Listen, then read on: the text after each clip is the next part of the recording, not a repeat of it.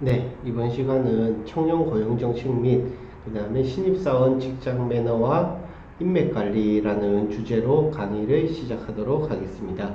청년 고용 정책 같은 경우는 여러분들에게 취업이라든지 아니면 취업한 이후에 도움이 될 만한 정책들이라든지, 그리고 신입사원의 직장 매너와 인맥 관리 같은 경우는 직장 생활을 여러분들이 성공적으로 잘 이루어낼 수 있도록 하는 강의라고 보시면 되겠습니다.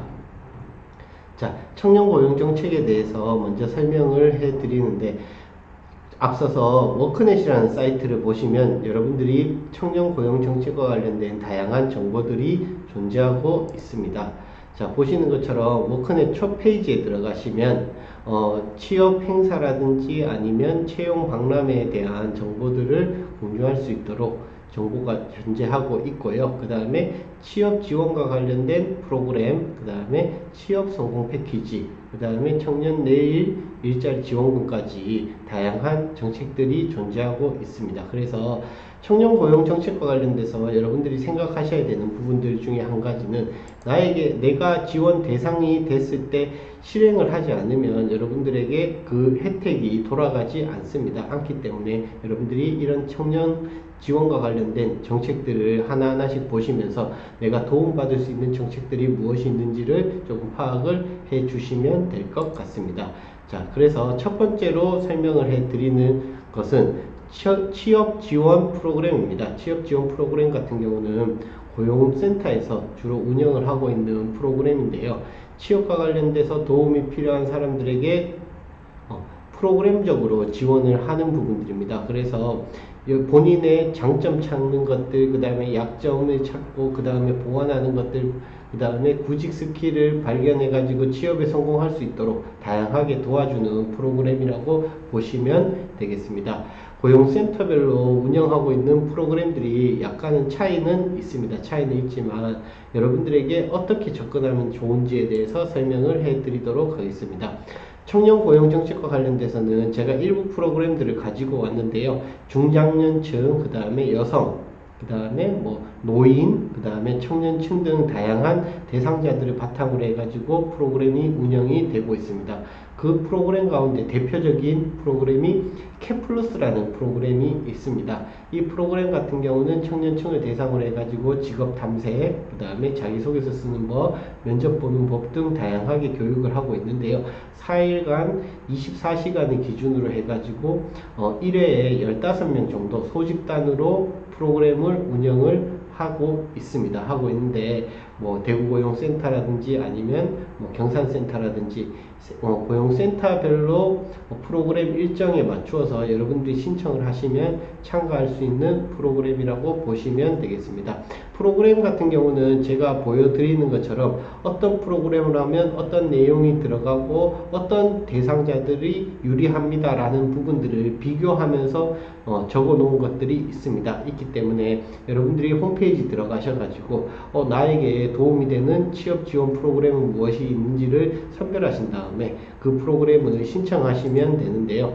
신청 방법 같은 경우는 관할 센터에 내가 듣고 싶은 프로그램, 그리고 나는 언제쯤 하고 싶다라는 것들을 본인이 입력하셔가지고 들으시면 되는데요. 이 프로그램을 들으시고 난 다음에도 취업 지원과 관련돼서 고용센터에서 채용 정보를 주거나 하는 것들도 있고요. 그리고 나는 4일간 빼기가 어렵다라고 하시는 분들 같은 경우는 센터별로 단기 특강이라든지 이런 프로그램도 존재하고 있습니다. 그래서 이런 프로그램들을 통해서 본인이 구직의 스킬들, 그 다음에 아니면 취업 마인드 제고, 이런 것들을 향상시킬 수가 있으니까요.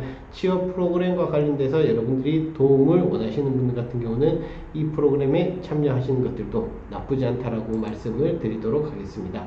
그리고 실질적으로 가장 도움이 되는 프로그램 같은 경우는 취업 성공 패키지라는 프로그램을 설명해 드릴 수가 있을 것 같습니다.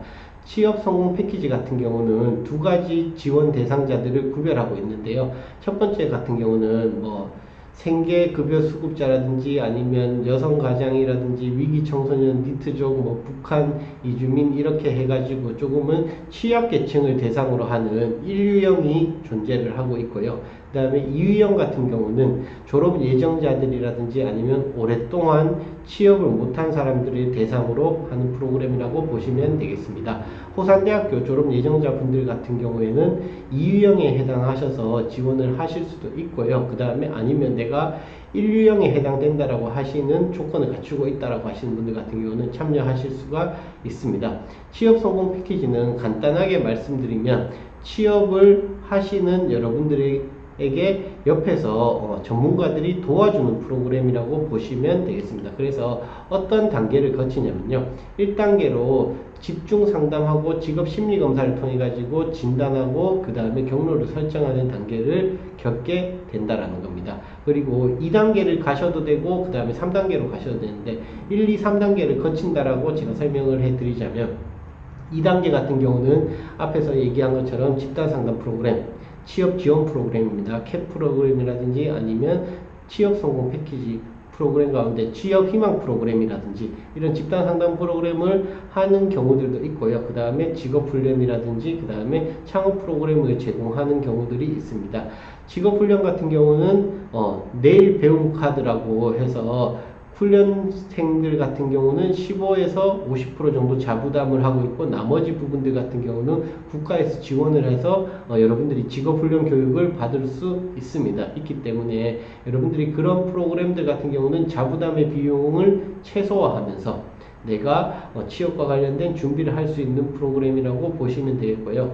그 다음에 3단계로 가시면 취업과 관련돼서 동행 면접을 받는다라든지 아니면 취업 정보를 제공받는 것으로 하실 수 있습니다.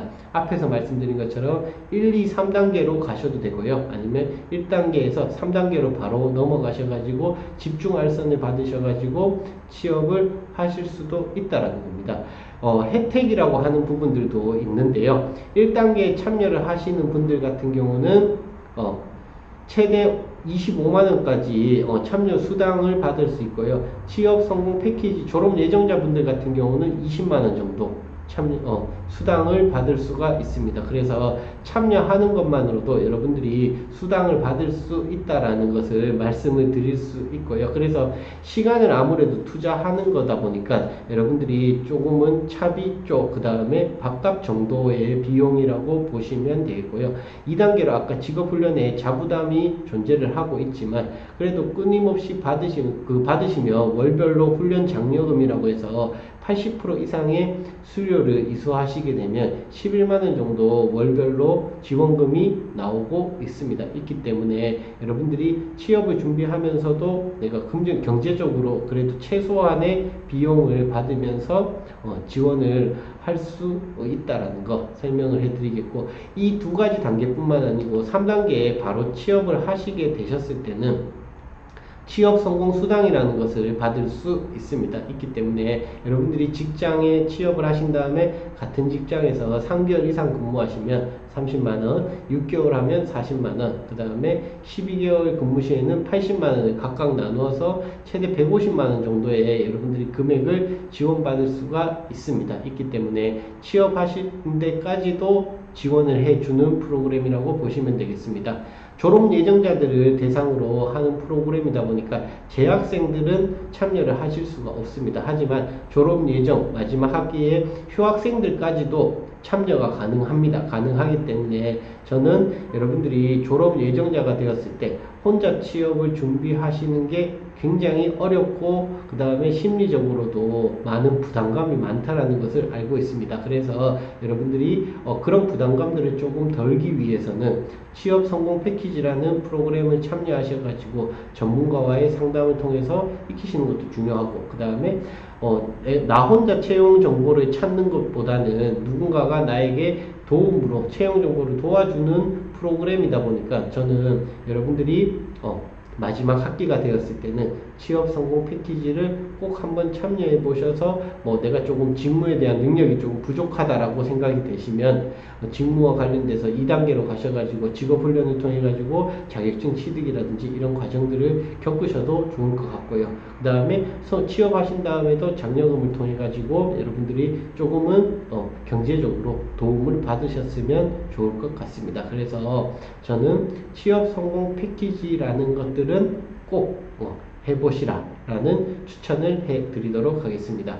그리고 취업 성공 패키지 같은 경우는 여러분들이 운영기관을 찾으셔가지고 가까운 곳에서도 하실 수 있습니다. 그래서 참여 방법 같은 경우는 여러분들 졸업 예정이 되셨고 그 다음에 지원 자격이 되신다라고 하시면 뭐 1유형 같은 경우는 앞에서 얘기한 것처럼 서류들이 조금은 다양하게 갖추어야 되지만 졸업 예정자분들 같은 경우는 뭐 졸업 예정 증명서라든지 이런 것들을 제출하시면 참여가 그렇게 어렵지는 않습니다. 어렵지 않기 때문에 여러분들이 가까운 관할 고용센터에 등록을 하시건 아니면 위탁기관에 찾아가셔가지고 우리 집 근처에 있는 위탁기관이 있다라고 하시면 찾아가셔가지고 거기 계시는 선생님들에게 상담을 통해서 여러분들이 등록하시면 될 것 같습니다. 그래서 취업 성공 패키지라는 것들이 있다라는 것 여러분들이 졸업 예정이 되셨을 때는 최소한 알고 계셨으면 좋을 것 같습니다.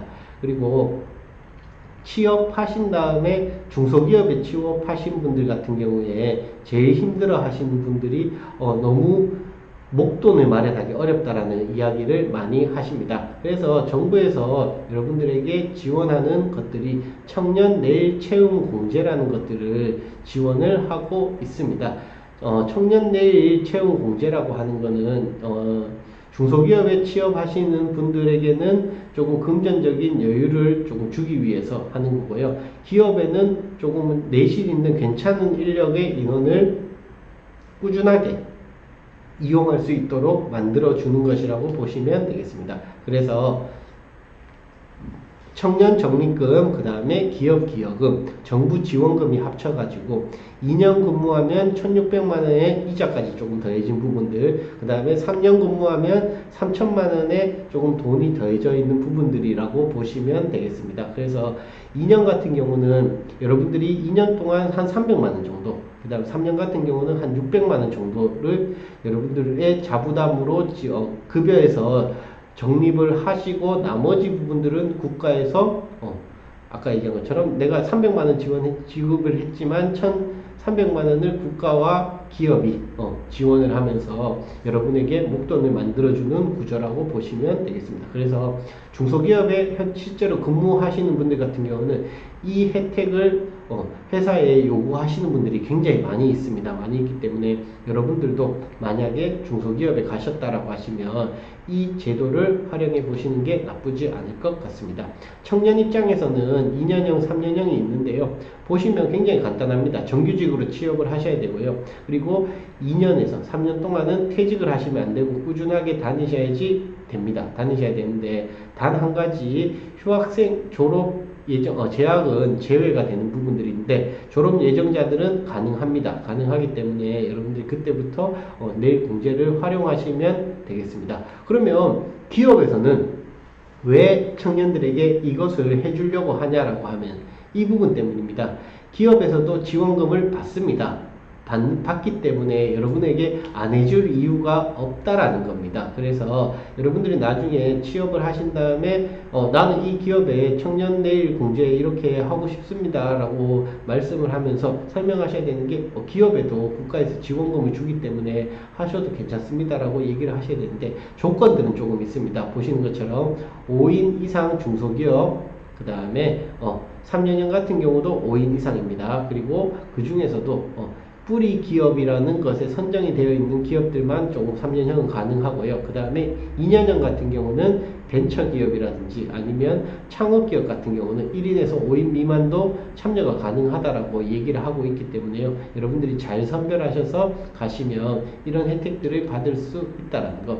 앞에서 얘기하신 것과 마찬가지로 청년들은 2년에 300만원, 그 다음에 보시는 것처럼 기업도 지원을 받습니다. 아까 얘기한 것처럼 400만원의 지원금을 받고요. 그래서 나머지 부분들은 50만원이라는 이익이 생긴다라는 겁니다. 기업도. 그리고 3년형 같은 경우도 마찬가지입니다. 기업들이 600만 원에 650만 원에 670만 원의 지원을 받고 70만 원 이익을 받고 600만 원은 근로자에게 주는 거기 때문에 기업에서도 절대 손해보는 부분들이 없습니다. 없기 때문에 여러분들이 이런 해당되는 기업들에 지원을 하셔가지고 이런 것들이 있다라는 것들을 알고 인사팀에 얘기를 하시면 그 기업에서도 여러분에게 당연히 오랫동안 근무를 하는 게 숙련공으로 만드는 방법 중에 한 가지이기 때문에 이런 것들이 있다라는 것들을 조금은 여러분들이 파악하시고 고용정책에 따라서 지원을 받으시면 좋을 것 같습니다.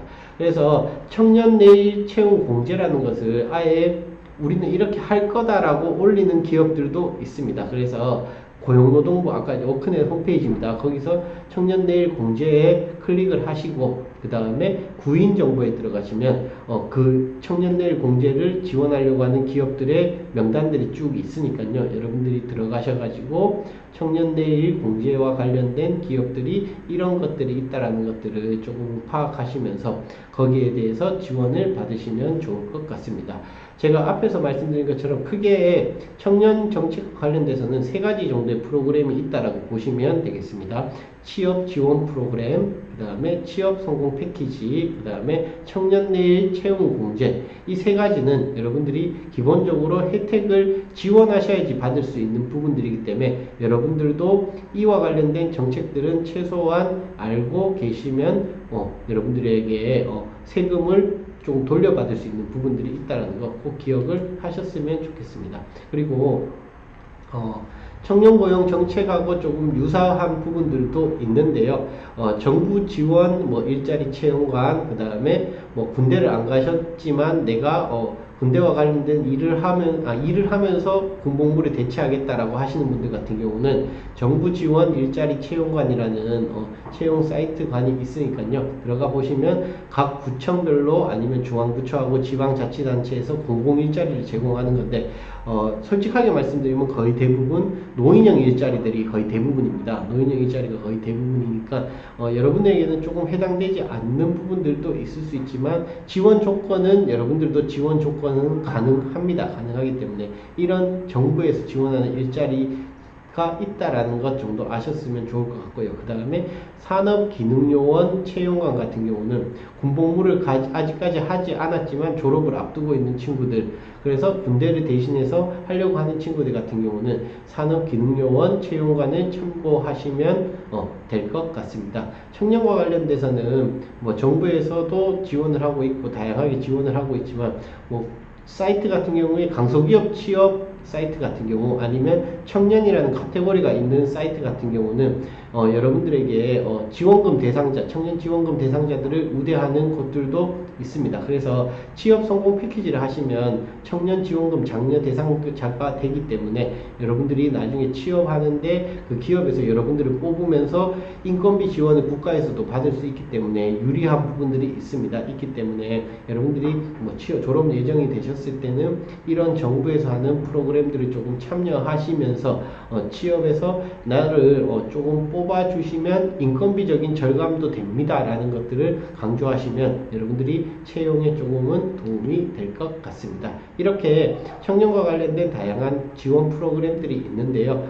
대학 일자리 센터라든지 여러분들 같은 경우는 경북형 대학 일자리 센터 사업에 선정이 되어 있는 학교이다 보니까 지원관 분들이 여러분과 관련돼서 채용 정보라든지 프로그램, 그 다음에 상담을 진행하시는 선생님도 계십니다. 그래서 이런 프로그램들을 활용하는 것이 여러분들에게는 굉장히 도움이 될 것 같습니다. 그래서 청년 정책과 관련돼서도 조금 잘 알고 계시면 되겠고, 그 다음에 앞에서 워크넷에서 나와 있는 것처럼 채용 박람회라든지 그 다음에 채용 행사라든지 이런 것들을 통해 가지고 여러분들이 취업에 가까이 갈 수 있도록 하셨으면 좋을 것 같습니다. 이렇게 만약에 여러분들이 다양하게 얻으신 다음에도 취업을 하신 다음에 취업을 하고 그만두는 사람들에게 대부분 물어보면요, 어떤 이유 때문에 그만두냐라고 했을 때 대부분에 있는 사람들은 적성에 맞지 않아서라고 얘기를 하는 부분들도 있지만 사람과의 관계가 힘들어서 그만두시는 분들도 굉장히 많이 있습니다. 저는 여러분들에게 먼저 말씀드리고 싶은 거는 꼰대 같은 얘기일 수도 있겠지만 조금 접근을 하셔야 되는 방향이 무엇이냐면 세상에 좋은 상사는 없습니다. 그런데 여러분들이 좋은 사람이어가지고 상사를 좋게 만들어야 되고요. 그 다음에 밑에 직원들 아니면 내 동료들을 내가 아우르셔야지 여러분들이 직장 생활하면서 인간관계에 대해서 스트레스를 조금 적게 받을 수 있습니다. 그래서 직장 생활에 대해서 여러분들이 기본적으로 지켜야 되는 에티켓에 대해서 설명을 해드리도록 하겠습니다. 자, 직장인 가운데 10명 중에 9명이 직장 내 커뮤니케이션에서 어려움을 겪는다라고 이야기를 하고 있고요. 65.9%나 생각이나 의견을 잘 말하지 않는다라고 이야기를 합니다. 왜 사람들은 커뮤니케이션에 어려움을 겪을까요? 라고 생각을 해보면 굉장히 단순한 이유입니다. 여러분들이 학교 다니면서 학과에 있는 모든 친구들하고 다 친하지 않는 거하고 똑같다라고 보시면 되겠습니다. 왜 똑같지 않냐라고 하면 나하고 관심사가 다르니까요. 그 다음에 쟤는 나하고 생각이 너무 많이 달라요 라고 이야기하는 거하고 비슷하다라고 보시면 되겠습니다. 직장 생활은 당연히 어려울 수밖에 없는 게 직급이라는 것으로도 나누어지고 있고요. 그 다음에 업무라는 것으로 하나의 방향으로 가는 듯 하지만 그 방향으로 가기 위해서 많은 사람들이 굉장히 많은 부딪힘과 어려움이 있을 수밖에 없습니다. 그리고 사람들은 다른 생각을 하고 있다라는 것들을 여러분들이 전제를 하셔야지 된다라는 겁니다. 그래서 사람은 의사소통을 위해서는 각자의 언어와 그 다음에 행동 패턴을 가지고 있기 때문에 다르다라는 겁니다. 그래서 여러분들이 다르다라는 것들에 대해서 먼저 전제를 하셔야 되는데요.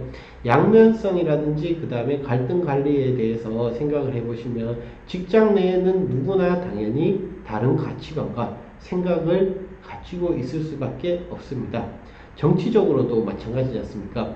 누군가는 진보를 좋아할 수 있고 누군가는 보수를 좋아할 수 있지만 그 사람 모두가 다 대한민국 사람인 것처럼 마찬가지입니다. 직장에 같이 묶였을 때 나와 생각이 똑같을 거야 라고 생각하는 것이 여러분들의 착각이고 욕심인 겁니다. 그래서 나와 생각이 다르다라는 것에 대해서 어느 정도 인지를 하셔야 되겠고요. 그 다르다라는 것이 틀리다라는 것이로 전제가 되시면 안 된다라는 겁니다. 같지 않다라는 것이고요. 틀리다는 잘못됐다라는 겁니다. 그래서 태어난 환경이라든지 자라온 상황들 이런 다양한 부분들 때문에 나와 다른 생각을 할 수도 있다라는 것들을 여러분들이 생각을 하셔야 되겠고요. 그 다름에 대해서 어느 정도 존중을 해 주셔야지 된다라는 겁니다. 그래서 기업들은 흔히 얘기하는 말로 제일 좋아하는 사람이라고 얘기하는 것들이 긍정적인 사람, 그 다음에 조금은 밝은 에너지가 있는 사람이라고 선호하는 것이 이 때문입니다. 그래서 여러분들에게 밝은 에너지를 가질 수 있는 방법을 설명해 드리자면 밝은 에너지는 어려운 게 아닙니다. 단점을 장점화로 바꿔주시는 게 굉장히 중요합니다. 간사한이라는 이야기를 들었을 때 기분 좋은 사람은 아무도 없습니다. 하지만 싹싹한 애교 있는 이라고 얘기를 하면 칭찬이 되는 겁니다. 아부하는 또 마찬가지입니다. 사교적인 부침성 있는 고집불통, 소신 있는 끈기 있는 설치는 솔선수범하는 적극적인 독재적인 소신 있는 리더십 강한 소심한 신중하고 꼼꼼한 그 다음에 엉뚱한 기발하고 상상력이 풍부한 수다스러운 말 잘하고 화제가 풍부한 차가운 냉철하고 이성적인 거만한 당당하고 자신만만한 과 같이 단점으로 여러분들이 이야기를 하시기보다는 조금은 바꾸셔가지고 긍정적인 언어로 이야기를 하면 듣는 사람들 입장에서는 당연히 좋을 수밖에 없는 거고요. 그리고 누구에게나 다 단점은 존재합니다. 하지만 단점을 먼저 보시려고 하시기보다는 내가 조금 장점을 먼저 보려고 하고 긍정적으로 보려고 하면 그 사람에 대해서도 여러분들이 마음의 문이 열릴 수 있습니다. 그래서 제가 뭐 단점으로 장점으로 인식하는 것들을 20개 정도를 적어 왔는데요. 여러분들도 마찬가지예요. 누군가가 여러분에 대해서 지적하고 그 다음에 잘못됐어 라고 이야기하기보다는 칭찬하면 훨씬 더 그 사람에 대해서 호감이 가는 거하고 마찬가지입니다.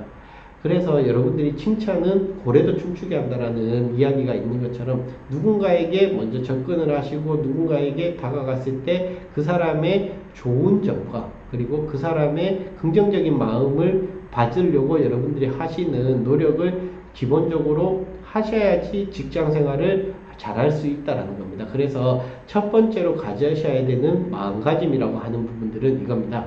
커뮤니케이션을 할 때는 나와 다를 수 있다라는 거 꼭 기억을 하셔야 되겠고요. 그리고 그 사람의 단점을 보기보다는 장점을 보려고 조금은 노력하시는 것들을 하셔야지 사람을 보거나 아니면 직장 생활을 하실 때도 상대방에 대해서 관계가 부딪히거나 이런 부분들이 많이 사라질 수가 있습니다.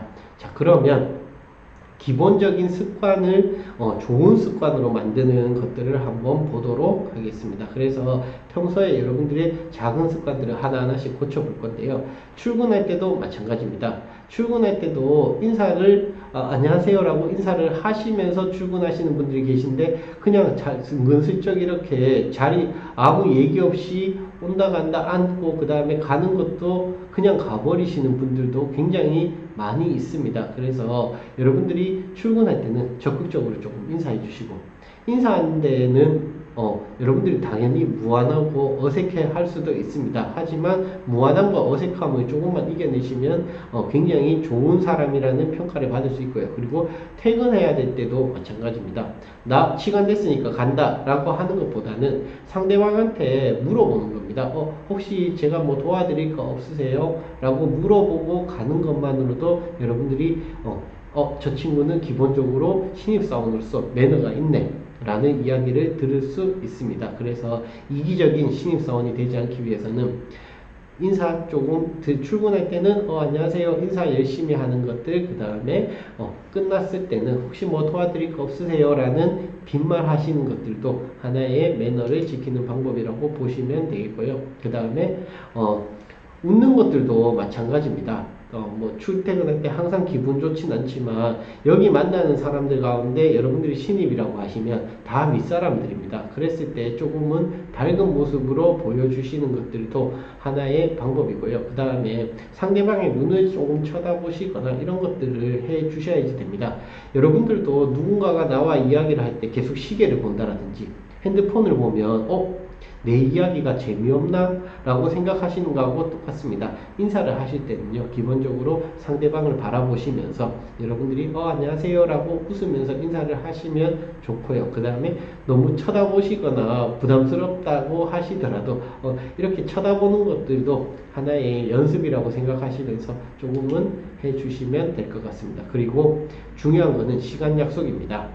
직장은, 학교는 지각이라는 것들을 했을 때 여러분에 대해서 큰 페널티가 없지만 직장은 인사고과라든지 이런 것들에 굉장히 많은 페널티가 있습니다. 그래서 최소한 10분 전에는 먼저 도착할 수 있도록 조금 여유있게 준비하시는 게 좋고요. 그 다음에 지각했다라고 했을 때 잘못했다라고 이야기를 하시는 게 좋습니다. 그리고 지각하셔가지고 변명 지하철이 탔는데 가방을 놓고 왔다라든지 무한상사라든지 그런 거 보면 많이 나오는 지각의 핑계 같은 경우는 아무래도 인사 담당자들 입장에서는 아니면 상사 입장에서는 변명을 하지 않는 것을 선호할 수밖에 없기 때문에 여러분들이 조금은 시간에 대해서 조금 빠르게 움직이셨으면 좋겠고요. 그 다음에 신입사원 때는 최소한 시계를 자주 보는 습관들을 조금 가지셔야지 시간 약속을 잘 어기지 않고요. 그 다음에 미리미리 어떤 일을 하더라도 준비를 하시고 그 미리미리를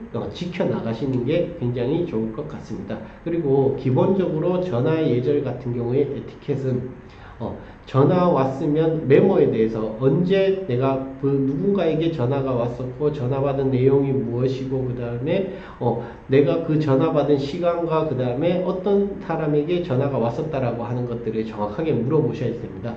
신입사원들이 제일 많이 하시는 실수 중에 한 가지가 뭐냐면 상대방이 누군지를 모르고 전화 달라던데요 라고 이야기를 하는 경우들이 굉장히 많이 있습니다. 왜냐하면 통화의 주체를 그쪽에게 미뤄버리기 때문에. 그래서 전화가 오면 실례지만 누구십니까? 라는 것들을 여러분들이 꼭 입에 달고 있으셔야 되고요. 그 다음에 전달한 내용들 같은 경우는 그러면 제가 전달할 내용을 다시 한번 확인하겠습니다 라고 이야기 하셔가지고 내가 적은 내용들이 맞는지에 대해서 여러분들이 조금은 다시 한번 2중 3중으로 체크를 해 주시는 게 중요할 것 같습니다. 그래서 여러분들이 전화와 관련돼서는 제일 많이 하는 게 신입 때는 전화를 받는 겁니다. 그래서 전화 받으실 때 여보세요? 아니면 소속 직위 내가 어느 팀 누구입니다 라고 얘기를 하시면서 나에 대해서 먼저 이야기를 하시고 그 다음에 전화에 대해서 내용 같은 경우는 확인 한번 해주시고 그리고 전화한 사람의 직책이라든지 이런 것들을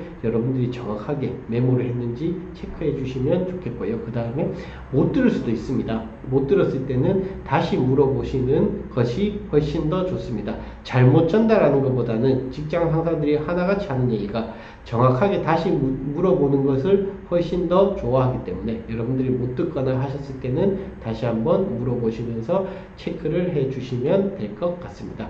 자, 그리고 학생 때와는 조금 다르게 여러분들에게는 이제 명함이라는 것이 주어질 겁니다. 명함의 예절 같은 경우는 손 아랫사람이 손 윗사람에게 먼저 전하는 게 맞습니다. 여러분들 같은 경우는 항상 명함을 먼저 전달을 해야 되겠고요. 악수 같은 경우는 윗사람이 먼저 제안을 했을 경우에 여러분들이 악수를 하시는 게 맞습니다. 그리고 명함은 서서 받는 게 예의이기 때문에 회의 중간에 만약에 명함을 서로 주고받는다라고 하시면 여러분들이 일어나셔서 받으시면 되겠고요. 그 다음에 명함을 전달할 때는 땡땡 부서 누구입니다 라고 밝히고 두 손으로 전달하시는 게 명함의 예절의 가장 기본적인 겁니다. 그리고 명함은 왼손을 받쳐 오른손으로 건네고 그리고 받은 명함은 항상 바르게 보이도록 하셔야지 명함에다가 메모를 하시거나 아니면 뭐 낙서를 하시거나 하시면 절대 안 됩니다. 하지만 이 사람의 명함을 받고 난 다음에 그 사람이 사라졌을 경우에는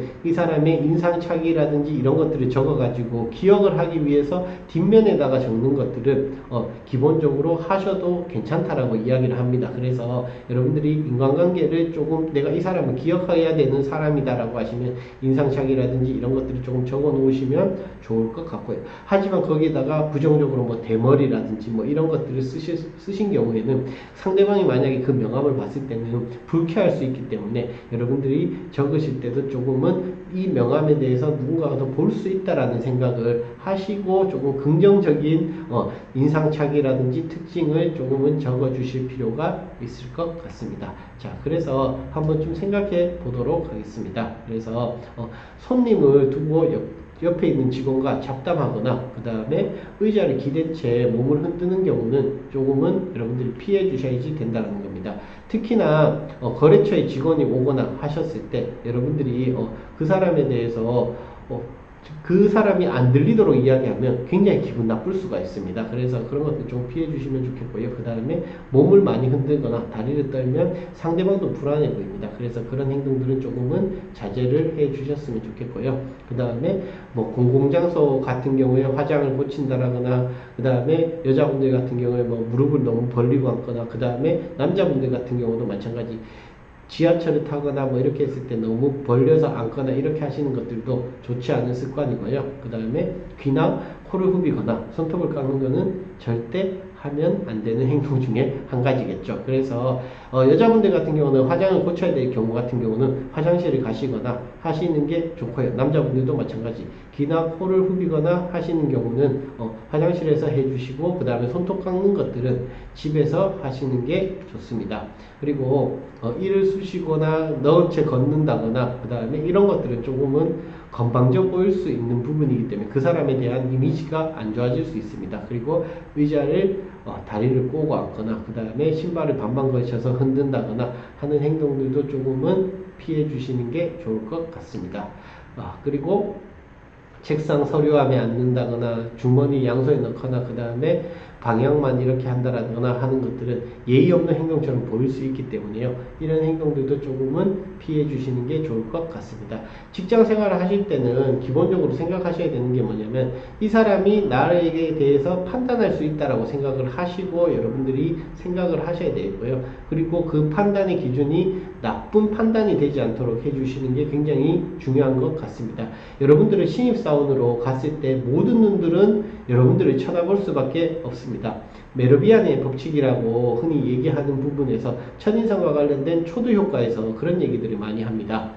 초도 효과라고 했을 때는 한 사람의 인상이 나쁘게 저장되는 시간은 7초 정도밖에 안 걸린다고 얘기를 하지만 그 나쁜 인상을 고치려고 하는 데는 48시간 이상이 걸린다라고 이야기를 합니다. 그래서 좋은 인상도 마찬가지일 겁니다. 그래서 여러분들이 처음부터 나쁜 인상이 아닌 좋은 인상으로 상대방에게 각인이 되시면 내가 굳이 돌리는데 너무 많은 시간을 투자하지 않도록 할 수 있기 때문에 여러분들이 조금은 사람들에 대해서 좋은 이미지를 주기 위해서 바른 모습, 그 다음에 바른 자세, 그리고 좋은 표정 이런 것들을 가지고 하셨으면 좋겠습니다.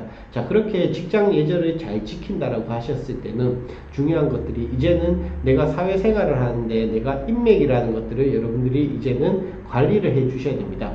학교 다니시면서도 당연히 여러분들도 인맥을 관리를 하셨을 거고요. 그 인맥 관리들은 뭐 카카오톡이라든지 아니면 전화번호 저장이라든지 아니면 동호회 활동 아니면 밴드라든지 이런 것들을 통해 가지고 여러분들이 쭉 하셨는데 카카오톡에 친구들이 몇 명 있냐라고 했을 때 대부분 100명 이상이라고 이야기하는 분들이 44% 정도 됩니다. 하지만 직장 생활을 하시면 당연히 이 100명을 넘어서는 사람들을 관리를 하셔야지 된다라는 거고요. 그랬을 때 한 달에 1회 이상 연락하는 사람이 몇 명입니까? 라고 했을 때 10명 이하라고 이야기하는 사람들이 63% 정도가 됩니다. 여러분들도 마찬가지일 거예요. 카톡을 주고받고 하시는 분들 가운데 내가 한 달에 한 번 정도 자주 주고받는 사람들 같은 경우에는 10명 이하이신 분들도 꽤 많으실 거고요. 그 다음에 내가 조금 인간관계가 넓다라고 하시는 분들 가운데도 50명이 넘어가시는 분들이 잘 없습니다. 뭐 일반적으로 뭐 하트를 요구한다라든지 게임과 관련돼서 이렇게 하지 않는 이상은. 그래서 연락을 많이 하는 사람들은 드물다라는 겁니다. 그랬을 때 우리는 흔히 껍데기 인맥이라든지 각티슈 인맥, 인맥 거지라는 이야기를 요즘에 신조어로 많이 하고 있습니다. 그래서 저장은 되어 있고 카톡에는 친구지만 연락하지 않는 사람들이 꽤 많이 있다라는 거 여러분들도 생각을 한 번쯤 해보셔야지 된다라는 겁니다. 그랬을 때 여러분들이 요즘에는 뭐 IQ, EQ 이런 것들을 다 떠나서 NQ라는 말을 씁니다. NQ라고 하는 거는 인맥과 관련된 이야기라고 보시면 되겠습니다. 인맥 관리는 대부분 다 중요하다라고 생각은 합니다. 왜? 우리는 지금 어떤 일을 하더라도 혼자서 일을 하는 경우들은 잘 없기 때문입니다. 누군가와 함께 일을 하고 그리고 함께 일하면서 도움을 받고 있기 때문에 그래서 어떻게 관리하는 것이 중요한지를 하나씩 보도록 하겠습니다. 인맥은 내가 도움이 필요할 때 요청할 수 있는 사람, 더불어 내가 도움을 줄 수 있는 사람, 그리고 인맥 확장을 하기 위해서는 기본적으로 주변에 사람들에게 무엇이 필요한지에 대해서도 줄 수 있는 상태여야지 된다라고 이야기를 합니다. 인맥이라고 하는 것은 내가 이 사람에게 무조건 도움을 받는 것은 그 인맥이 유지될 수가 없습니다. 왜? 사람은 흔히 얘기하는 말로 give and take라는 것을 전제로 하고 있기 때문에 그래서 여러분들이 인맥을 형성하셨을 때는 생각하셔야 되는 것들이 내가 도움을 줄 수 있는 사람도 인맥에 포함이 된다는 거. 그래서 내가 도움을 받는다라고 했을 때는 내가 이 사람에게 무엇을 도와줄 수 있는지에 대해서도 조금은 고민을 하셔야지 된다는 겁니다. 자, 대학교 생활에서는 인맥을 관리하기 위해서는 굉장히 간단한 방법들이 있습니다. 뭐냐면 내 이미지 가치를 조금 높이시면 됩니다. 아까 얘기한 것처럼 학교 다닐 때도 마찬가지입니다. 학교 수업에 잘 안 오고 그 다음에 이런 친구들 그 다음에 아니면 정말 막 욕을 심하게 하는 친구들이 있다라고 하셨을 때 내가 만약에 내 여동생이라든지 아니면 남동생이 있을 때 그 친구를 소개시켜 주고 싶지는 않을 겁니다. 이거하고 똑같은 겁니다. 여러분들이 기본적으로 인맥 관리를 하기 위해서는 내가 누군가에게 도움을 줄 만한 사람이다라는 인식을 줘야 되기 때문에 기본적으로 여러분들의 이미지 가치라든지 이런 것들이 조금 높으셔야 되겠고요. 그 다음에 뭐 스마트폰 앱을 잘 사용하라고 하는 것들은 저도 역시 마찬가지겠지만 인맥 관리하는데 요즘에 스마트폰 카카오톡에 보면 생일자, 이달 생일자 이런 것들이 뜨면 뭐 스마트폰을 이용해 가지고 뭐 커피라든지 아니면 케이크라든지 이런 것들을 보내줄 수가 있는 세상이 됐습니다. 그래서 그런 것들을 활용하셔 가지고 여러분들이 내가 도움을 받았다라고 하시면 내가 이 사람의 생일을 한번 챙겨줘야겠다 라고 이야기하는 것처럼 조금 스마트하게 인맥을 관리하는 것들도 하나의 방법인 것 같고요. 그 다음에 리더가 되라고 이야기하는 것들도 간단한 겁니다. 여러분들에게 인맥 관리라고 했을 때 당연히 여러 가지 모임, 그 다음에 낯선 사람들을 만나는 것을 조금 두려워하지 않는 친구들이 조금은 인맥을 넓게 형성할 수가 있고요. 그 넓은 인맥을 통해 가지고 내가 미처 몰랐던 것에 대해서 알 수가 있습니다. 대학생들 같은 경우에 제가 요즘에 물어보면 뭐 넓은 세상을 가기 위해서 해외여행을 간다, 배낭여행을 간다라고 하는 이야기를 하는 친구들은 많지만 본인이 익숙하지 않은 곳에 내가 참여를 하거나 그 다음에 뭐 학과 프로그램에 가서 다른 학교 친구들 아니면 다른 과 친구들을 만나는 거에 대해서는 조금은 두려워하는 경우들인데 그게 어떻게 보면 약간 어불성설입니다. 여러분들이 낯선 경험을 하기 위해서 배낭여행을 가는 것처럼 낯선 사람들을 만나기 위해서 새로운 곳에서 내가 조금 이끄는 모습들도 조금 보여주셔야 될 것 같고요. 그게 일맥상통하게 연결되는 것이 조금 끊임없이 움직여 주시는 게 중요한 것 같습니다. 그리고 노력하고 실천하라고 하는 것들은 앞에서 얘기한 것처럼 내가 괜찮은 사람이 되기 위해서 내가 누군가에게 도움도 주고 이런 것들이 조금은 유지가 되셔야 될 것 같습니다. 그래서 취업을 하기 위해서 여러분들에게 조금 더 팁을 더 드리자면 인맥관리와 관련돼서 자신을 조금 홍보해 주시는 게 좋습니다. 내가 취업을 준비하고 있고 내가 괜찮은 사람이다라는 인식을 주면요. 학과 교수님이 누군가를 추천할 때 여러분을 찾을 수밖에 없습니다. 그래서 여러분이 괜찮은 사람이라는 거, 그거는 눈에 띄셔야 된다는 겁니다. 학교 수업 받으실 때도 조금 앞쪽에 앉으시고 그 다음에 뭐 교수님이 혹시 뭐 궁금한 거 있는 사람 아니면 뭐 질문 있는 사람이라고 했을 때도 조금 적극적으로 리액션을 해주면 당연히 여러분들에 대해서 교수님들이 좋은 인상을 가질 수밖에 없습니다. 그래서 학교 다니면서 뭐 교직원분들 아니면 교수님 아니면 선배들 사이에서 내가 괜찮은 사람으로 보여라고 이야기를 해드리겠고요. 그 다음에 혼자 밥 먹지 마라고 얘기하는 거는 맥락이 조금 다릅니다. 혼자 밥 먹으면 안 된다가 아니고요. 혼자 밥 먹기보다는 다른 사람들하고 같이 함께 밥을 먹으면서 이야기하면서 그리고 사람들 사이에서 내가 어울려라는 이야기입니다. 그래서 혼자 밥 먹을 상황이면 혼자 밥을 먹어야 되는 것은 당연한 거지만 사람들하고 같이 어울리면서 지내야 될 것 같고요. 그 다음에 선후배, 동기들을 백년지기로 대하라라고 이야기하는 거는 내가 그냥 예 없어도 돼 라고 이야기하기보다는 이 사람과의 돈독한 관계를 유지하려고 조금은 노력하셔야지 될 것 같습니다. 저 역시도 일을 하면서 항상 드는 생각은 제가 이와 관련된 일을 하면서 알고 지낸 사람들과의 관계를 조금 더 유지하면 제가 나중에 이직을 하거나 아니면 회사를 그만두거나 했을 때 도움을 받을 수 있는 부분들도 있고요. 그리고 제가 그들에게 도움을 줄 수 있는 부분들도 있다라는 겁니다. 그래서 여러분들과 같은 전공을 하고 있는 선배, 후배들 같은 경우는 여러분들이 가려고 하는 직무와 관련돼서 특히나 도움을 줄 수 있는 것들이 굉장히 많이 있을 수 있습니다. 그래서 그런 것들을 조금 해주시면 좋을 것 같고요. 그 다음에 대학 동아리를 3개 이상 가입하라고 하는 거는 맥락은 이겁니다.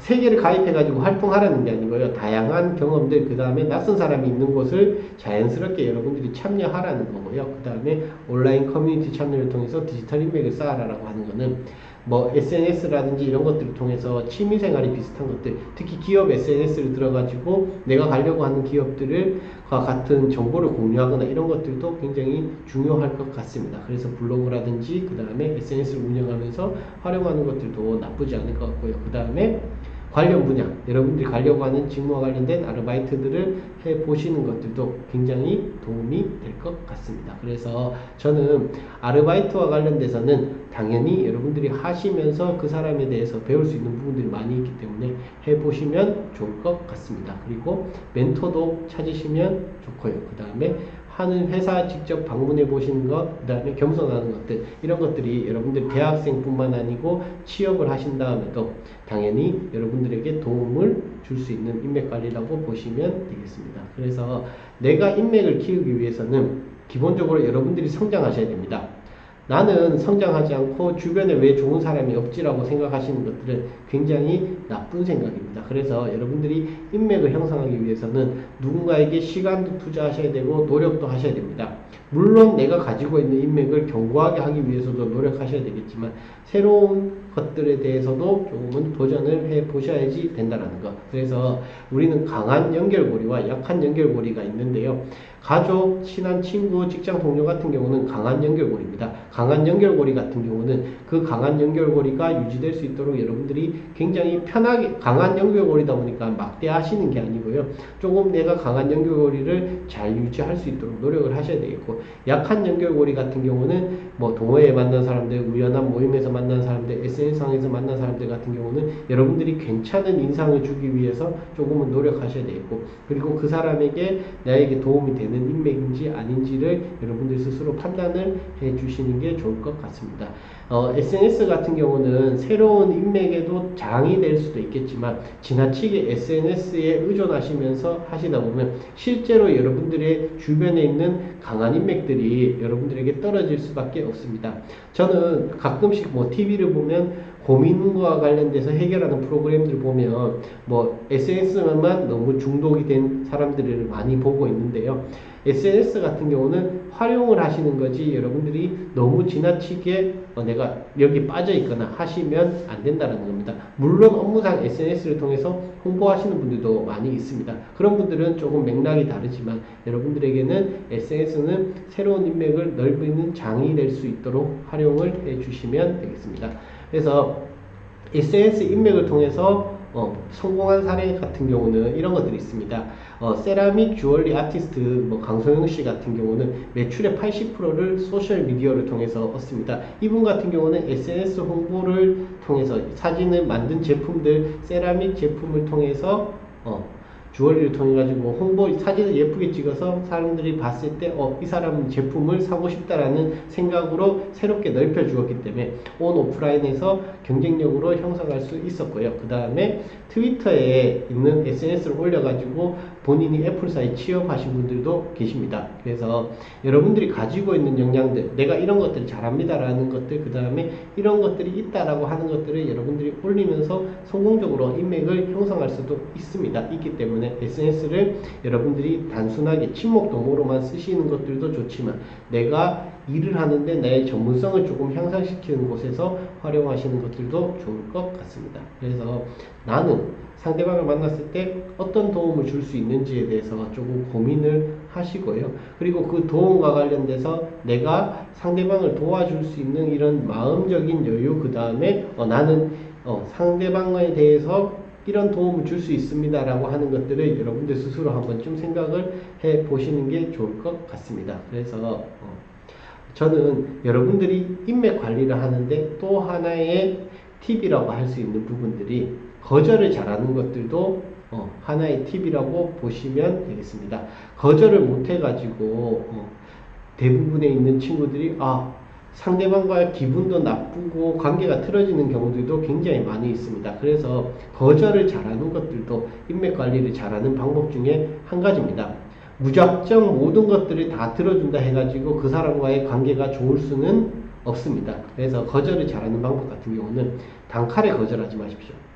이 말은 무슨 말이냐면 상대방이 이야기도 하기 전에 나 그거 안 될 것 같은데 라고 단칼에 끊으면 상대방은 여러분의 상황이라든지 이런 것들을 전혀 고려하지 않고 단칼에 거절한 그 마음의 상처만 남습니다. 그래서 이야기를 일단 들어주십시오. 아무리 부당한 부탁이라고 하더라도. 그리고 왜 나에게 그런 얘기를 하는지에 대해서 내 본인의 상황과 그 다음에 그 이유에 대해서 여러분들이 구체적으로 얘기를 해 주시는 게 좋습니다. 내가 왜 부탁을 못 들어주고 나는 이 부탁을 들어줬을 때 나는 최소한 이런 것들에 내가 너무 크게 나에게 와닿을 것 같다라고 이야기를 해 주셔야 되겠고, 그 다음에 거절하는 시간이 너무 오래 걸리시면 안 됩니다. 그래서 여러분들 거절을 하실 때는 들어주시고 그 다음에 거기에 대해서 충분히 수긍해 주고 네가 이런 이유로 나에게 거절 부탁을 했구나. 그런데 내가 나의 상황에 대해서 나도 한번 생각해 볼게 라고 얘기하신 다음에 내가 이런 상황 때문에 나는 이런 것 때문에 안 될 것 같아 라고 본인의 이유를 대시는 게 좋을 것 같습니다. 그래서 거절에도 팁이 있다라는 거 꼭 기억을 하시고 무작정 다 들어주시려고 하시는 거는 안 된다는 거. 그래서 인맥과 관련돼서는 생각하셔야 되는 것들이 요즘에는 또 인맥 다이어트라는 말도 있습니다. 관계에 너무 집착하다 보니까 내가 예부탁도 들어줘야 될 것 같고 그러다 보니까 나에 대해서 없는 것들이 너무 많아진다라고 생각을 하시는 분들이 많이 있습니다. 그래서 여러분들 같은 경우에 인맥이 지금 100여 명 정도 되시는 거는 지금 물론 관리가 가능하실 겁니다. 근데 그게 1000명이 되고 2000명이 되고 3000명이 돼버리면 당연히 인맥 관리가 안 될 겁니다. 그랬을 때는 내가 자주 연락한 사람들, 자주 연락하지 않는 사람들을 구별을 하셔가지고 여러분들이 꼭 필요한 사람들로 조금 구별을 하셔야 됩니다. 내가 누군가에게 보여주기 위해서 인맥이 너무 많은 것을 보여준다라고 하는 것들은 당연히 그 사람들이 봤을 때는 인맥이 많은 거는 좋지만 실제로 여러분들이 정말 필요했을 때 도와줄 사람이 없을 수도 있습니다. 그래서 여러분들이 나에게 관계에 집착하지 마시고 조금 나에게 편한 사람들을 만들어 가시면 되고 그래서 적당한 인맥이 여러분들에게 도움이 된다는 것. 그래서 너무 인맥을 넓게 가지고 가시려고 하시지 않으셨으면 좋겠습니다. 사람을 만나고 그 다음에 그 사람과의 관계를 정리하시고 그와 관계에 대해서 내가 도움을 주고 그 다음에 도움을 받고 하시는 게 당연히 사람 사는 겁니다. 하지만 앞에서 얘기한 것처럼 나에게 도움이 안 되는 인맥들도 있을 수 있습니다. 그리고 너무 소원해져 가지고 다시 연락하기 어색한 인맥도 있을 수 있습니다. 그럴 때는 과감하게 다이어트 하시고 인맥 다이어트 하시고 새로운 인맥을 쌓아 가시는 것들도 하나의 팁입니다. 그래서 여러분들이 처한 상황 그 다음에 준비된 것들에 따라서 다양하게 인맥을 쌓으셨으면 좋겠습니다. 그래서 마지막으로는 성공을 무너뜨리는 것에 대해서 한 번 더 정의를 하도록 하겠습니다.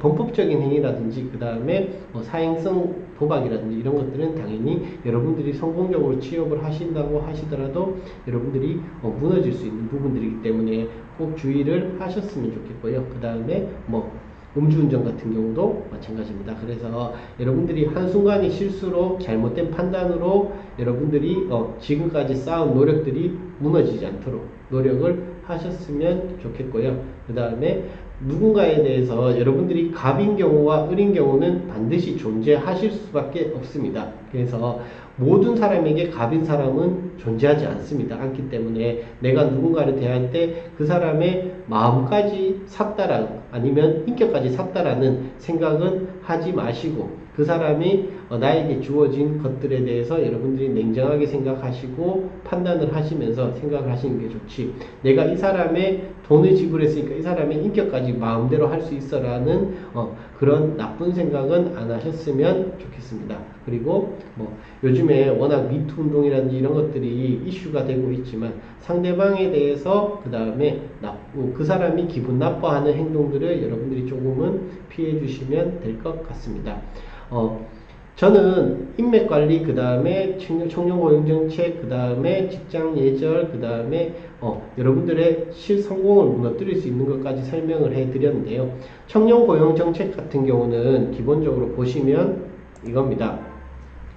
여러분들이 혜택을 받을 수 있는 것들, 나에게 도움이 줄 만한 것들은 여러분들이 당연히 찾으셔서 지원을 하셔가지고 혜택을 받으셔야 되겠고요. 그 다음에 직장 매너 같은 경우는 여러분들이 적재적소에 사람들이 행동을 나에 대해서 오해하지 않도록 조금은 매너를 지켜주시는 게 좋고요. 그 다음에 직장 생활을 하는 기본적인 마인드 같은 경우는 여러분들이 상대방을 긍정적으로 보려고 조금 노력해 주시면 되겠고 인맥 관리 같은 경우는 도움이 되는 인맥, 그 다음에 내가 누군가에게 도움 줄 수 있도록 여러분들 자체적으로 발전을 하셔야 되고 그 다음에 그 발전된 인맥이 깨어지지 않도록 여러분들이 잘 유지할 수 있도록 상대방의 마음을 헤아리면서 거절과 그 다음에 상대방의 부탁을 들어주는 것을 유지하시면서 인맥을 쌓아가시면 여러분들이 취업하신 다음에도 정말 성공의 가도를 달리실 수 있을 것 같습니다. 이상 마치도록 하겠습니다.